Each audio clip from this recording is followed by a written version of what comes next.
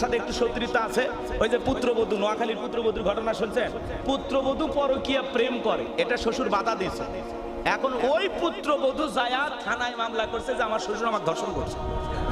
নাউজুবিল্লাহ, একটু জোরে কর।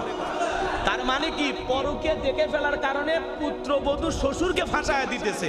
পরে সত্য উন্মোচন হয়েছে যে ঘটনাটা সঠিক। কি কথা বোঝা যায়? যে এই জন্য বাংলাদেশে হয়তো বা কিছু রটতেছে, আর যতটুকু প্রচার করা হচ্ছে গুজব লীগেরা তো অবশ্যই আছে, ওরা হয়তো বা লুকে আছে, কিন্তু ফেসবুক তো আর লুকে নাই। ওই গর্তের ভিতর থেকে স্ট্যাটাস দিয়ে বলতেছে আগেই ভালো ছিলাম। কথা কি বোঝা যায়? এই জন্য সাবধানে চলাফেরা করা লাগবে, ওদের কথায় কান দেয়া যাবে। আমরা ভালো ছিলাম না মন্দ ছিলাম বুঝি না। 24 সালের রমজানের বাজার তালিকা দেখেন, আর এই 25 সালের রমজানের বাজার তালিকা দেখেন। আগের চাইতে আমরা ভালো আছি না মন্দ আছি আমরা বুঝতেছি না। আলহামদুলিল্লাহ, আগের চাইতে জিনিসের দাম অর্ধেক। কথা হয় না খায়, অনেক শান্তিতে আছি আলহামদুলিল্লাহ। তবে নিরাপত্তাহীনতায় ভুগতেছি, হ্যাঁ ঠিক আছে, কিন্তু এই দিন থাকবে না, সুদিন আসবে। আগামীতে আপনাদের ভোটে এই দেশে 16 বছর আপনি ভোট দিতে পারেননি, কথাকে বোঝেন নাই? আপনাদের ভোটে এই দেশে নতুন প্রধানমন্ত্রী হবে। তবে আমার অনুরোধ, যা করেন করেন, কোন নারী যেন প্রধানমন্ত্রী না হয়। আগামীতে আমরা পুরুষ চাই। রমজান মাসের দাম বেড়ে গেল কোরআনুল কারীম নাজিল হওয়ার কারণে। যেই রাত্রিতে কোরআনুল কারীম নাজিল করা হয়েছে সেই রাতের দাম বেড়ে গেছে কিসের কারণে? জোরে বলেন, কিসের কারণে? ওই রাত্রির এত দাম বেড়ে গেল, আল্লাহ তাআলা পবিত্র কোরআনুল কারীমের ভিতরে সুন্দর করে জানিয়ে দিলেন, ইন্না আনজালনাহু ফি লাইলাতুল কদর ওয়া মা আদরাকা মা লাইলাতুল কদর লাইলাতুল কদরি খায়রুম মিন আলফি শাহর। নিশ্চয়ই আমি এই কোরআনকে মহামান্বিত এক বরকতপূর্ণ রজনীতে নাজিল করেছি। আপনি কি জানেন সেই রজনীটা কি? সেই রজনীটি হলো 1000 মাসের চাইতেও উত্তম। বলুন সুবহানাল্লাহ। যেটা হিসাব করলে 83 বছর 4 মাস হয়। একটি রাতের দাম, জীবন দশায় যদি একটি লাইলাতুল কদরের রজনী আমরা পেয়ে যাই, তাহলে চিন্তা করেন 83 বছর ইবাদত করলে যে পরিমাণ সওয়াব পাওয়া যায়, সেই সমপরিমাণ সওয়াব আল্লাহ তাআলা আপনার আমার আমলনামায় দান করবেন। বলুন সুবহানাল্লাহ। কিন্তু রমজানের শেষের দশকে লাইলাতুল কদর তালাশ করা বাদ দিয়া আমরা শেষের দশকে কেনাকাটা নিয়ে ব্যস্ত, সেমাই চিনি নিয়ে ব্যস্ত, মার্কেট করা নিয়ে ব্যস্ত। আমরা তো মার্কেট করতে করতে ক্লান্ত হয়ে যাই, মহিলারাও মার্কেট করতে করতে ক্লান্ত হয়ে যায়। জামাই বাড়িতে সেমাই চিনি দিতে হবে, এই করতে হবে, এই করতে হবে, বিরিয়ানির চাল লাগবে, ভাই ব্যস্ত, মশলা কেনাকাটা নিয়ে, এগুলো নিয়ে ব্যস্ত। শেষের দশকে বিশ্বনবী মুহাম্মদ রাসূলুল্লাহ সাল্লাল্লাহু আলাইহি সাল্লাম, আম্মা জান আয়েশা বলেন, রাসূল এত তাকিদ দিতেন, শেষের দশকে আসলে রাসূল পরিবারের সবাইকে নিয়ে ইবাদতে ব্যস্ত হয়ে যেতেন। সুবহানাল্লাহ। সাহাবায়ে কিরাম রমজান মাস আসলে ব্যবসা বাণিজ্য কমায় দিতেন, ব্যবসা বাণিজ্য কমায় দিতেন। আর আমরা রমজানে ব্যবসা বাণিজ্য বেশি করার চিন্তা ভাবনা করি। বাংলাদেশ এমন একটি দেশ, যেই দেশে রমজান মাস আসলে জিনিসের দাম বাড়ে। কথা বলেন না কেন? রমজান মাস আসলে জিনিসের দাম বাড়ে, ডবল হয়ে যায়। এই জন্য আমরা মূলত যেভাবে চলাফেরা করি, এর মাধ্যমে আসলে কি আমরা তাকওয়া অর্জন করতে পারতেছি? জোরে বলেন।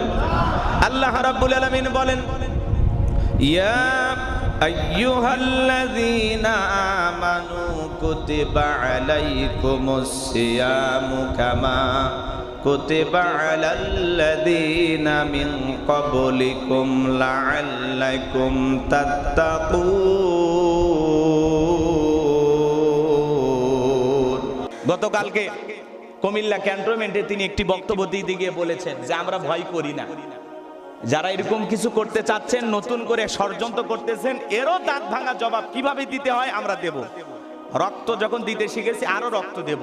আমি কেন মারা গেছি? আমি মৃত্যুকে পরোয়া করি না, আমি মৃত্যুকে ভয় করি না। কিন্তু আমি যদি মারা যাই, দেশের মানুষ যেন জানে এই ছেলেটা এই কারণে মারা গেছে। আমার মৃত্যুর কারণ কি দেশবাসী জানবে। আমি বাতিলের কাছে আপোষ করব না, স্বৈরাচারের সাথে হাত মিলাবো না। তো এই জন্য আমাদের সিদ্ধান্ত নেওয়া লাগবে ভাই। ডক্টর ইউনূস বলেছেন যে আমরা শুধু বাংলাদেশের মতো ছোট মাঠে খেলার প্লেয়ার না, আমরা পুরো দুনিয়ার মাঠে খেলার মতো প্লেয়ার। ডক্টর ইউনূসের এই কথা শুনে বাংলাদেশের অনেক মানুষ অবাক হয়ে গেছে যে ডক্টর ইউনূস বলে কি, যে আমরা শুধুমাত্র বাংলাদেশের মতো ছোট একটা মাঠের খেলোয়াড় না, আমরা পুরো পৃথিবীর পুরো দুনিয়ার মাঠে খেলার মতো খেলোয়াড় হতে চাই। জাতিসংঘের মহাসচিব বাংলাদেশে আসা মানে কি বলছেন? হ্যাঁ, ডক্টর ইউনূস সাহেব যা করতেছেন আলহামদুলিল্লাহ, আল্লাহ যেন ওনার হায়াত বাড়ায় দেন, জোরে বলেন আমিন। অনেক ষড়যন্ত্র, বিশেষ করে শিশু দর্শনের মতো যে জঘন্য পরিকল্পনা, এগুলো আপনারা অনেকেই বুঝতেছেন না। ঘটনা কিছু ঘটতেছে আর কিছু ঘটনা পরিকল্পনা করে ঘটানো হচ্ছে। যখন যে ইস্যু আসে, কথা বোঝেন না, যখন যে ইস্যু আসে এই ইস্যুটাকে ওই পরাজিত শক্তি কাজে লাগানোর চেষ্টা। ওই যে বিড়ি খাইলো দিনের বেলা রমজান মাসে, ওই জায়গায় তো দেখলেন না কিছু সাহাবাই দেখছেন তো? এই জন্য এই দেশের ষড়যন্ত্রগুলো চলমান। আমার বোন আসিয়া, তার সাথে যে ঘটনা ঘটেছে, এই ধর্ষকদের শাস্তি আপনারা 90 দিনের মধ্যে দেখতে পারবেন, আমরা আশা করতেছি। জানি না কতটুকু হবে, জানি না। আমার বোন আসিয়া 8 বছরের শিশু 3 জন পুরুষের দ্বারা ধর্ষণের শিকার হয়েছে। পেলের দিয়ে যান লজ্জাস্থান সূক্ষ্মভাবে চিরে ধর্ষণ করা হয়েছে, জোরে কন্যা। এই দেশে এই যে বর্বর ঘটনা, যেটা আইয়ামে জাহিলিয়াত যুগকেও হার মানায়, এমন জঘন্য ঘটনা যারা ঘটিয়েছেন, 8 বছরের শিশুর উপরে যারা পশুর মতো ঝাঁপিয়ে পড়েছেন, আমরা বলতে চাই এই আসিয়া এখন পুরো বাংলাদেশের মানুষের ঘুমকে হারাম করে দিয়েছেন। আসিয়ার কাছে 20 কোটি মানুষ আমরা ক্ষমা প্রার্থী। বোন, তোমার নিরাপত্তা আমরা দিতে পারি নাই, কিন্তু তোমার বিচার বাংলাদেশে আমরা করে দেখাবো যে এই দেশে ধর্ষণ করলে দেশের আইন অনুযায়ী সর্বোচ্চ শাস্তি মৃত্যুদণ্ড।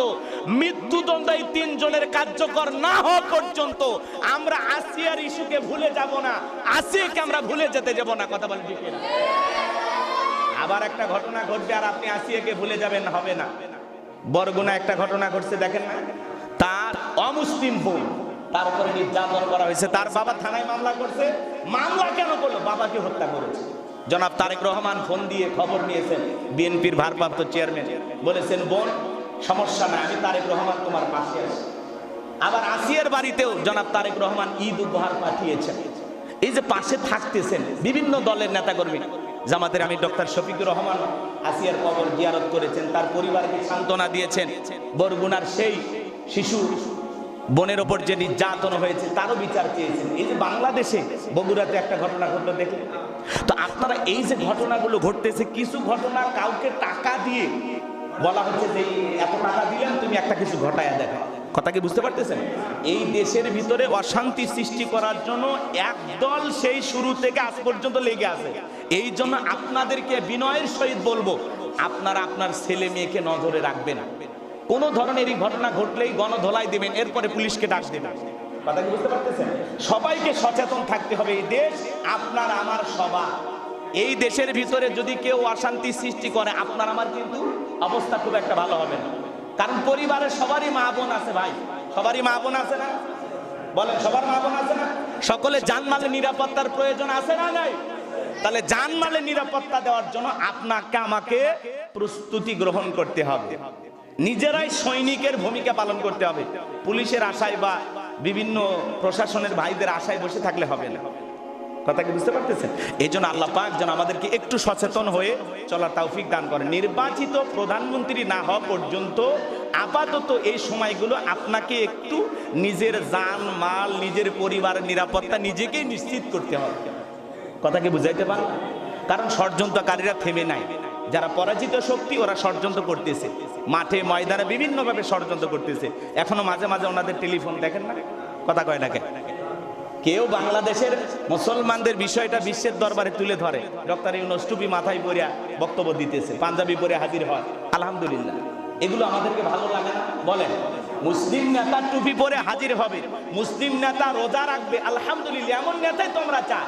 কিন্তু আমরা এমনও নেতা দেখেছি আমাদের পাবলিসিটি কামানোর জন্য, পাবলিকের ইমোশনকে কাজে লাগানোর জন্য মাথায় পট্টি পরে, হাতে তসবিহ দানাও নেয়, আবার যখন দাদার দেশে যায় মাথায় টিপও কপালে টিপ করে। তো এরকম তালে তাল মিলে এমন মানুষ আমরা চাই। সেজন্য গর্বের সহিত বলে যে আমি মুসলমান, আমি মুসলিম নেতা। কথা বলেন ঠিক কিনা? আমি এই দেশের 95% মুসলমানের অভিভাবক। এমন নেতা আমরা দেখতে চাই। আল্লাহ যেন এই জমিনকে কোরআন আর ইসলামের জন্য কবুল করেন। এদেশের সকল অশান্তি দূর করে আল্লাহ যেন একটা শান্তির বাংলাদেশ গঠন করা তৌফিক দান করেন। জোরে বলুন আমিন।